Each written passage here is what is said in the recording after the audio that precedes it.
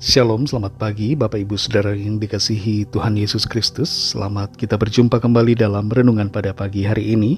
Kita bersyukur karena Tuhan sangat baik dan kebaikan Tuhan akan terus mengalir dalam kehidupan setiap kita. Sebelum kita mendengarkan renungan firman Tuhan, mari kita berdoa. Bapa Sorgawi, Bapa dalam nama Tuhan Yesus Kristus, kami bersyukur karena berkat kemurahan-Mu, kembali kami ada saat ini. Semua adalah anugerah Tuhan, dan kami percaya Tuhan punya rencana yang baik buat setiap kami. Saat ini sebelum kami mulai aktivitas kami rindu mendengarkan sabda firman-Mu. Urapi kami Roh Kudus agar kami mengerti dan sungguh taat melakukan kehendak-Mu. Dalam nama Tuhan Yesus kami berdoa. Haleluya, amin. Saudara yang dikasih Tuhan, ayat firman Tuhan saat ini terdapat dalam Kisah Para Rasul pasal 14 ayat 8-10. Tertulis demikian. Di Listra ada seorang yang duduk saja karena lemah kakinya dan lumpuh sejak ia dilahirkan dan belum pernah dapat berjalan. Ia duduk mendengarkan ketika Paulus berbicara, dan Paulus menatap dia dan melihat bahwa ia beriman dan dapat disembuhkan.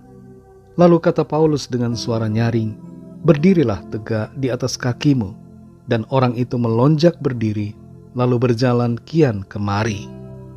Saudara yang dikasih Tuhan, seorang sastrawan bernama Wallace Stevens pernah berkata, "The reader become the book," yang artinya bahwa pembaca menjadi buku. Mengapa pembaca menjadi buku? Karena apa yang dibaca mengubahkan seseorang.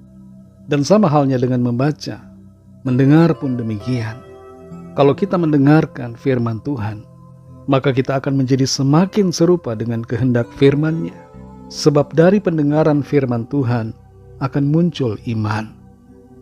Kita baca dalam ayat ini, bagaimana seorang yang lemah, yang lumpuh kakinya dan belum pernah dapat berjalan, duduk mendengarkan Rasul Paulus berbicara. Dari antara sekian banyak orang yang ada di sana, di Listra, yang mendengarkan Rasul Paulus berkhotbah, menyampaikan kebenaran firman Tuhan, ada satu orang yang kelihatannya seperti tidak memperhatikan apa yang disampaikan oleh Paulus, tapi ternyata dia memperhatikan.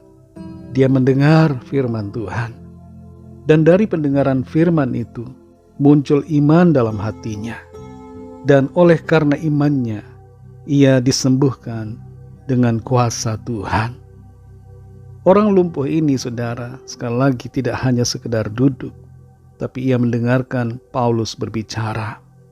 Adalah penting bagi kita untuk mendengarkan firman Tuhan. Setiap hari ketika kita bangun, kita perlu membekali hidup kita dengan firman Tuhan. Ada banyak situasi dalam keseharian kita di mana kita membutuhkan hikmat dan kuasa dari firman Tuhan. Tanpa pendengaran firman Tuhan tidak akan muncul iman, dan tanpa iman kita tidak akan mengalami kemenangan dalam menjalani hidup ini. Dalam Roma 10 ayat 17 dikatakan, "Jadi iman timbul dari pendengaran, dan pendengaran oleh firman Kristus."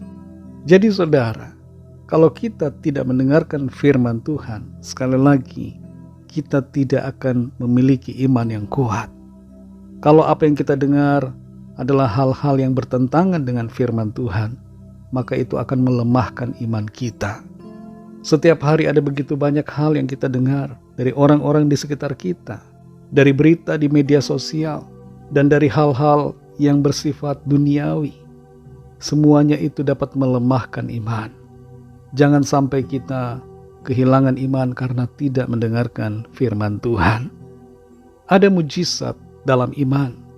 Ketika kita beriman kepada Tuhan, maka mujizat Tuhan, kuasa Tuhan, keajaiban ilahi terjadi dalam kehidupan kita.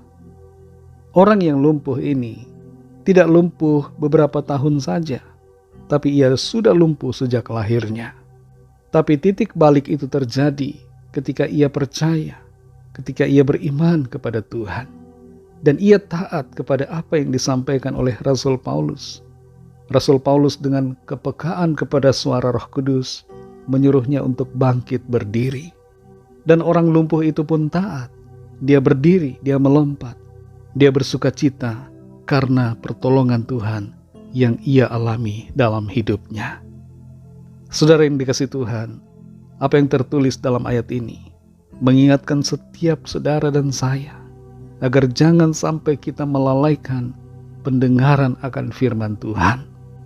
Sebab pendengaran firman Tuhan akan memunculkan iman dalam hati kita. Jangan pernah menganggap sepele akan apa yang kita dengar. Mungkin kita berpikir, saya tidak perlu mendengar firman Tuhan. Dan bukannya mendengarkan firman Tuhan, kita mendengarkan hal-hal lain yang tanpa sadar mempengaruhi pikiran kita dan membuat kita menjadi lemah, menjadi salah dalam bertindak, salah dalam mengambil keputusan, dan salah dalam bersikap. Mari saudara yang dikasihi Tuhan, alami kuasa mujizat Tuhan dalam hidup kita. Alami pertolongan Tuhan. Alami berkat sukacitanya oleh karena firman Tuhan yang kita dengar, yang menimbulkan iman dalam hati kita. Mari kita berdoa. Terima kasih Tuhan Yesus, kami mengucap syukur untuk firman-Mu yang sudah kami dengar saat ini. Kami mengerti bahwa setiap pendengaran akan firman Tuhan akan menimbulkan iman dalam hati kami. Asalkan kami sungguh-sungguh percaya, sungguh-sungguh menerima kebenaran firman-Mu dengan hati yang penuh sukacita, tanpa kebimbangan. Kami yakin pertolongan dan mujizat Tuhan terjadi di hidup kami. Tuntunan dan kuasa Tuhan kami alami. Berkat dan sukacita dari sorga melimpah-limpah dalam kehidupan kami. Terima kasih untuk firman-Mu. Berkati kami Tuhan di sepanjang hari ini, dalam segala tugas aktivitas kami. Pimpin dan sertai kami dalam segala apa yang kami kerjakan, sehingga semuanya menjadi berhasil dan mempermuliakan nama Tuhan.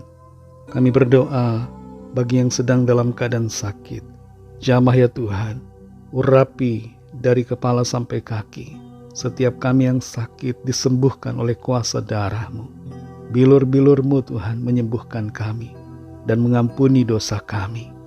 Kami juga berdoa bagi yang sedang dalam pergumulan, dalam kesulitan keuangan, dalam berbagai masalah, dalam keluarga, pekerjaan, usaha, agar Tuhan menolong dan memberikan jalan keluar, menyatakan kuasa mujizat-Mu yang ajaib bagi setiap kami.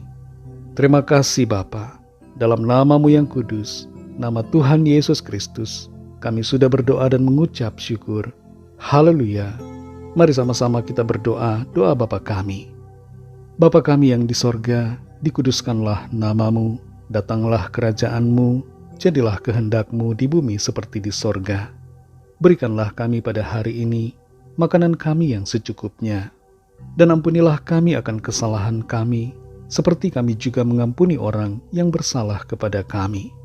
Dan janganlah membawa kami ke dalam pencobaan, tetapi lepaskanlah kami daripada yang jahat, karena Engkaulah yang punya kerajaan dan kuasa dan kemuliaan sampai selama-lamanya. Amin.